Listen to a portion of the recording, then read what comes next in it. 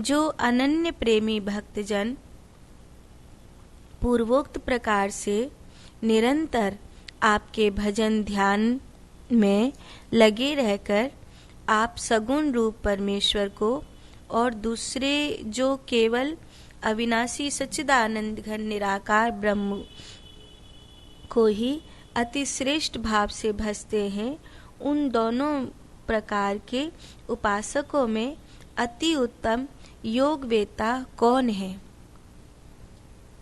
अर्जुन ने भगवान से प्रश्न किया है।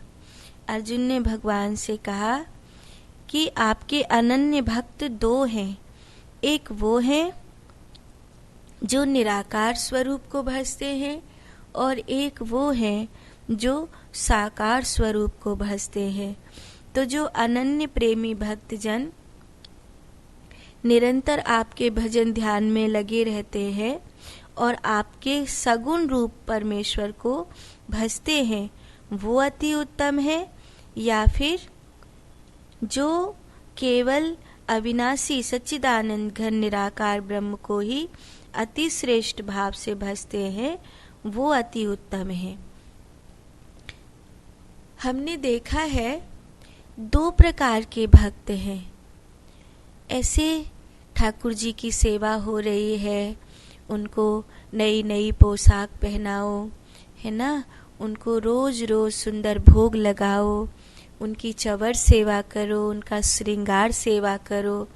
ठाकुर जी की निरंतर ठाकुर जी को सुबह प्रातः उठाने से लेकर रात्रि विश्राम तक भगवान की सेवा में भगवान के भक्त लगे रहते हैं। नाना प्रकार से उन्हें सुंदर सुंदर श्रृंगार करना, अच्छे से अच्छा भोग लगाना, उनकी सेवा में हमेशा तत्पर बने रहना, पवित्रता का ध्यान रखना, किसी भी प्रकार से हमारा लाडला ठाकुर नाराज नहीं हो जाए। अपने प्रभु को प्रसन्न रखने के लिए जो कुछ हमसे बनेगा वो हम करेंगे। भगवान की प्रसन्नता के लिए उन्हें फूलों का साज देना, इत्र देना, भगवान की प्रसन्नता के लिए उन्हें भजन सुनाना, भगवान की प्रसन्नता के लिए उनके दरबार को सजाना, भगवान की प्रसन्नता के लिए सब कुछ भगवान की सेवा में समर्पित करना। एक तो ये वाले भक्त हैं और दूसरे वो भक्त हैं जो सच्चिदानंद घन निराकार ब्रह्म को भजते हैं। ऐसे भजते तो वो भी परमात्मा को हैं, लेकिन ऐसे वो कोई लड्डू गोपाल को पोशाक पहनाना, सजाना, भोग लगाना, वो तो चलूं फिरूं तो परकम्मा, उठूं बैठूं तो तेरी सेवा, और श्वास लूं तो तेरी उपासना, खुद भोजन करूं तो तेरा भोग। ऐसा होता है कि कहीं दूसरा है ही नहीं।